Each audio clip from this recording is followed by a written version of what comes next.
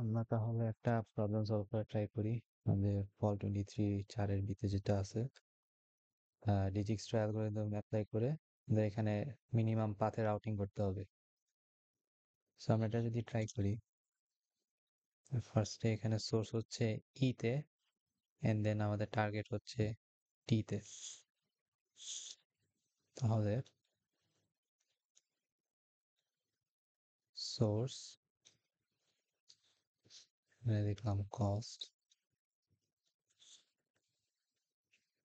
তো সোর্স আমরা তাহলে শুরু করব ই থেকেই, এন্ড দেন ওখানে আমরা রেসপেক্টিভ পাথগুলো দেখবো।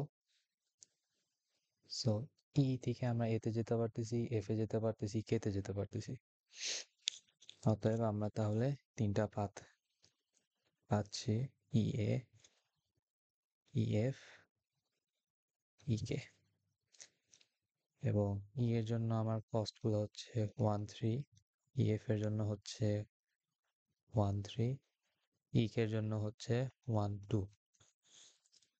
আমরা যদি এখন কস্ট গুলা যোগ করি, তবে হচ্ছে 4, এখানে 4, এখানে হচ্ছে 3। সো এখানে অবশ্যই আমার মিনিমাম কস্ট 3, দ্যাট মিনস আমরা এটা নিতে পারবো।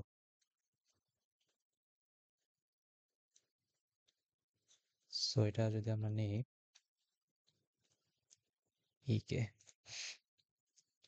এটার কস্ট হলো 1 2। দেন কে থেকে আমার পাথ হচ্ছে একমাত্র এল এই যাচ্ছে, আমি অন্য কোথাও যেতে পারতেছি না। তার মানে আমার পাথ হবে হচ্ছে ই কে এল, ই কে এল।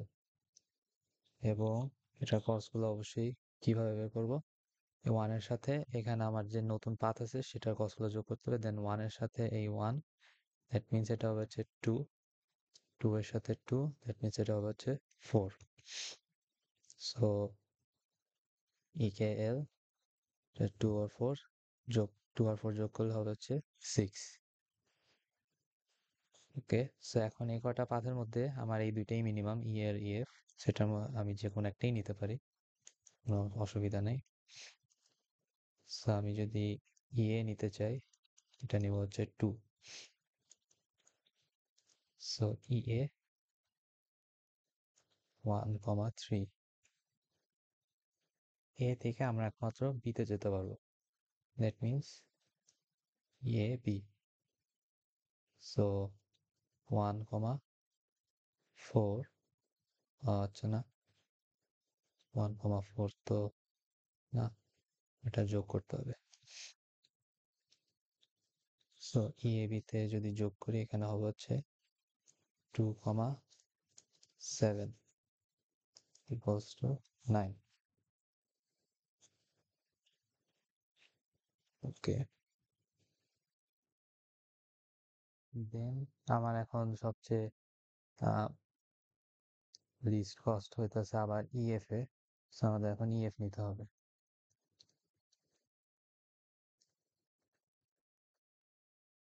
ইএফ টা হচ্ছে 1,3। সো সেটা থেকে আমরা এফ এ যদি যাই, এফ এ থেকে আমরা বি তে যেতে পারতেছি, জি তে যেতে পারতেছি, দেন এ তে যেতে পারতেছি। তাহলে আমরা এখন পাথ নিব হচ্ছে ইএফ বি, ইএফ জি, ইএফ এল। সেটা যদি লিখি 3 হবে অবশ্যই। এই যে বি তে যাচ্ছি, 1 আর 2 মিলে হচ্ছে 3, 3 আর 3 মিলে অবশ্যই 6, টোটাল 9। আচ্ছা, সেটা ফার্স্ট ফার্স্ট লিখেই ফেলি।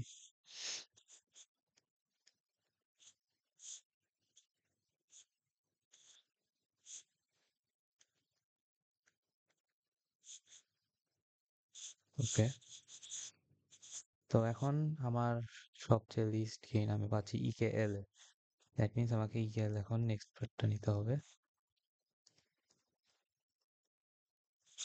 সরি,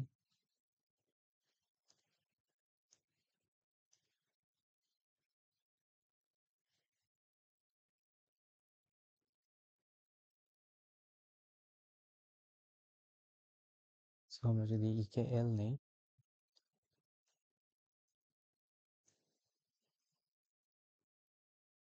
স্কেল যেটা ছিল হচ্ছে 2,4, 2,4, সো সেটার থেকে ইকেএল আমরা যদি যাই, আমরা বেসিক্যালি হচ্ছে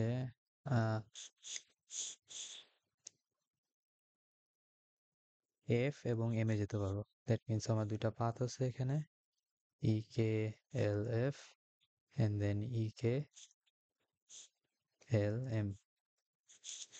ইকে এল এফ এর জন্য হবে হচ্ছে 4,6, এটার জন্য হবে হচ্ছে 4,6, 10, 10। ওকে, সো নেক্সট আমাকে আবার শর্টেস্ট পাথ দেখতে হবে। সো ইএফ এফ জি অথবা ইএফএল, এটা নিতে পারতেছি, বাট ওয়েট, এই ক্ষেত্রে আমরা যদি খেয়াল করি ইএফএল এবং ইকেএল, দ্যাট মিনস ইএফএল আমরা যাইতেছি এইভাবে এন্ড দেন ইকেএল এ যাইতেছি, সেম নোডই আসতেছি, একটার কস্ট হচ্ছে 6 আর একটা হচ্ছে 8। সো অফকোর্স আমরা এখানে প্রুনিং করতে পারবো। দ্যাট মিনস এটা প্রুন অফ করে দিলে আমার এই পাথে যাওয়া লাগতেছে না। ওকে, এখন রিমেইনিং পাথের মধ্যে আমার অবশ্যই 3টা 9 আছে, এদের মধ্যে আমাকে চুজ করতে হবে। সো আমি ইএবি চুজ করলাম। ইএবি যদি চুজ করি,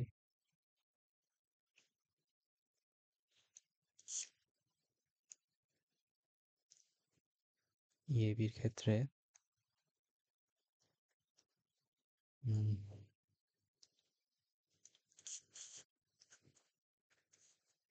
2, 7 এবং বিতে আসার পর সি অথবা এফ দুইটা পাথে যেতে পারবে। ইএবিএফ 4,11, এটা হচ্ছে 15। ইএবিসি 4,12, এটা হবে হচ্ছে 16। এখানে আমরা যদি খেয়াল করি, আমরা অলরেডি এফ এ আসতে পারতেছি ডাইরেক্ট ইএফ দিয়ে, কস্ট হচ্ছে 4। সো এখানে আরো একটা পাথ চলে আসে, ইকেএলএফ এন্ড দেন ইএবিএফ। এই দুইটার ক্ষেত্রেই আমার এখানে ইএফ এর সাথে এটা বেসিক্যালি অনেক বড়, এই দুইটা পাথ, এদের কস্ট। সো অফকোর্স আমরা এটাকে প্রুনিং করতে পারবো। সো ইকেএলএফ প্রুন করলাম, এবিএফ ও প্রুন করলাম, যেহেতু আমার ইএফ হচ্ছে এখানে 4। ওকে,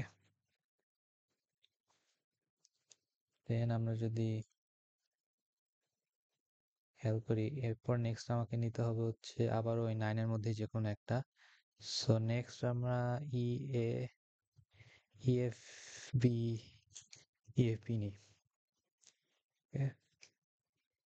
সো ইএফপি নিলে হবে হচ্ছে, এটা হবে 6।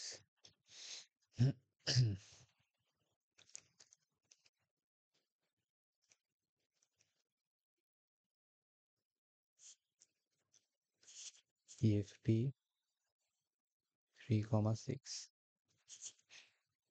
তো ইএফবি তে আমরা গেলে আবার সি তে যেতে পারতেছি, এন্ড দেন আবার এতেও যাওয়া পসিবল, বাট অফকোর্স আমার এতে যাওয়া কোনো দরকারই নাই, বাট আমরা স্টিল নিতেই পারি অ্যালগোরিদমের স্বার্থে। এন্ড দেন এটা ইনস্ট্যান্টলি আমরা প্রুন করতে পারবো, যেহেতু আমার ইএ এক্সিস্ট করতেছেই। সো ইএ সরি ইএফপিএ ইএফবিসি। সো ইএফবি এর ক্ষেত্রে আমার ওভারঅল যোগ করবো, মানে এই যে 3+1 4, 6+4 হবে হচ্ছে 10, এটার ক্ষেত্রেও এখানে 5, 10। সো এখানে হবে হচ্ছে 14, এখানে 15, এবং এটা অফকোর্স প্রুনড হবে।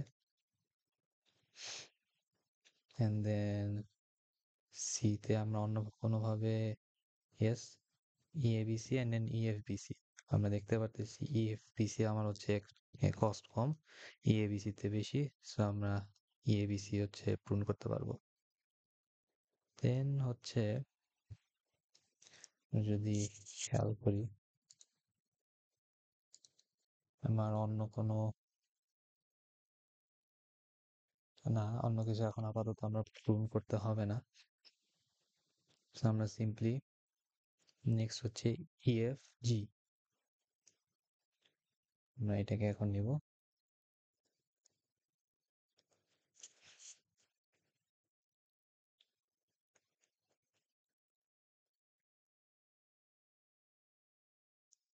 ইএফ জি, এটা কত,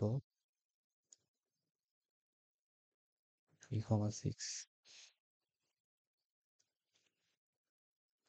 3,6 নিলে ইএফ জি থেকে আমরা সি তে যেতে পারবো, E F G C, E F G H, E F G M. So আমরা তিনটা পাথই নিব, E F G H, E F G C, E F G M.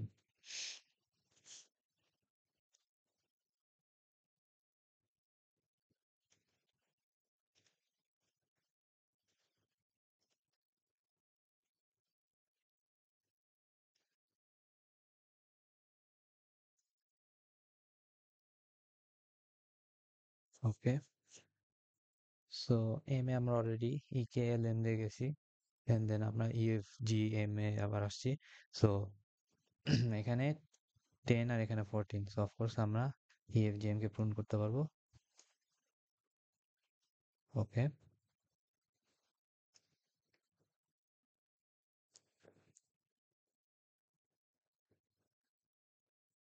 Okay, so then আমার ই কে এল এম নিতে হবে, যেহেতু এটাই আমার লিস্ট কস্ট। এখন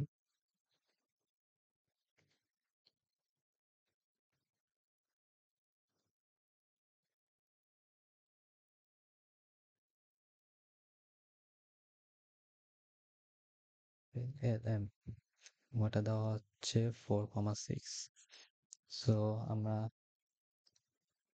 ই কে এল এম এর ক্ষেত্রে যদি দেখা ট্রাই করি,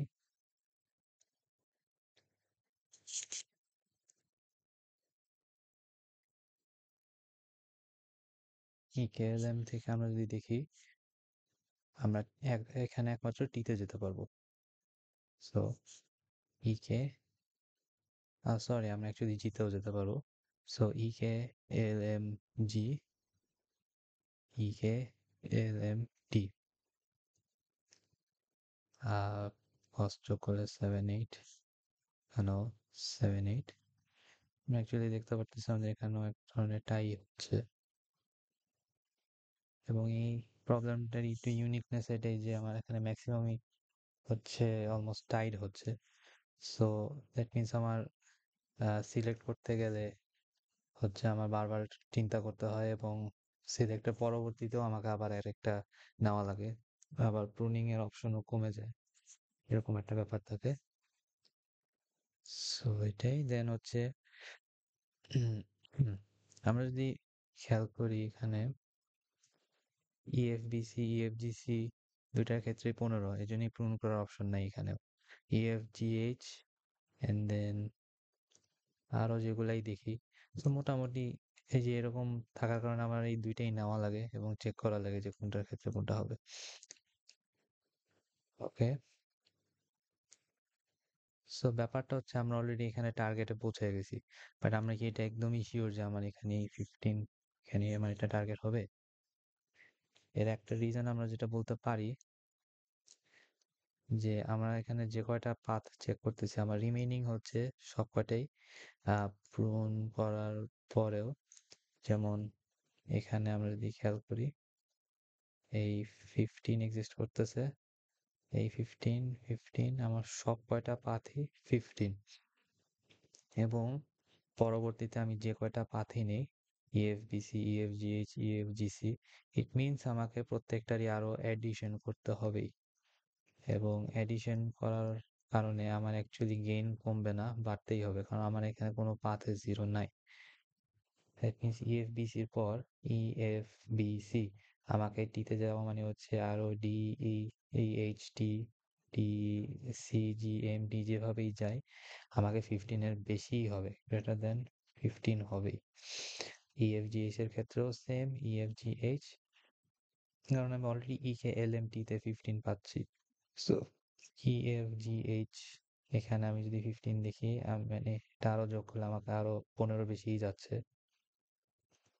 EFGC এর ক্ষেত্রেও সেম, EFGC DHD এভাবে যেতে হবে। সো দ্যাট মিনস আমার রিমেইনিং যে কয়টা পাথ আছে সেগুলাতে আমার অ্যাকচুয়ালি শর্টেস্ট পাথ হওয়ার পসিবল না। EKLMGHD সেটাও অ্যাকচুয়ালি পসিবল না। তো এই বেসিক্যালি সব কয়টি আমার আমার এক হিসাবে বাদ। এটাই আমার অ্যাকচুয়ালি ফাইনাল পাথ হবে। সো বেসিক্যালি আমি এখানে শেষ করতে পারি, বাট ইস্যুটা হচ্ছে আইদার আমি যদি অ্যালগোরিদমের স্বার্থে করতে চাই, এক্সাম হোক যে ক্ষেত্রেই হোক, দ্যাট মিনস আমাকে অ্যাকচুয়ালি পুরোটা করেই যেতে হবে। যদি না করি, সো অ্যাটলিস্ট আমার মনে হয় এটা ব্যাখ্যা লিখে দেওয়াটা বেটার, যে আমার এখানে আমি এরপরে যে কয়টা পাতে আমি অ্যাড করবো সেটা গ্রেটার দেন 15ই হবে। এন্ড এটার প্রুফটাই এটাই যে আমার প্রত্যেকটা পাতে কস্ট এক্সিস্ট করতেছেই, এটা জিরো না। দ্যাট মিনস আমার মানে বাই ডিফল্ট এই ক্ষেত্রে ইকেএলএমটি আমার টার্গেট শর্টেস্ট পাথের জন্য। সো আমরা অ্যাকচুয়ালি এভাবে প্রবলেমটা চাইলে সলভ করতে পারি। অ্যান্ড দেন তাহলে এখান থেকে আমরা যেসব রেজাল্টস পাচ্ছি, টোটাল কস্ট হচ্ছে আমার বেসিক্যালি 15, কনজেশন বলতে পারি হচ্ছে, এগুলো অ্যাকচুয়ালি এক্সামের জন্য লেখার দরকার নেই, বাট জাস্ট ফর, বা যদি চায় তাহলে লিখতে হবে, না চাইলে তো দরকার নেই। মেইনলি আমাকে এটাই দেখাইতে হবে যে আমার শর্টেস্ট পার্টটা কোনটা, ইকেএলএমটি। সো এইটুকুই ছিল আই গেস এই প্রবলেমের জন্য। ওকে, সো থ্যাংক ইউ।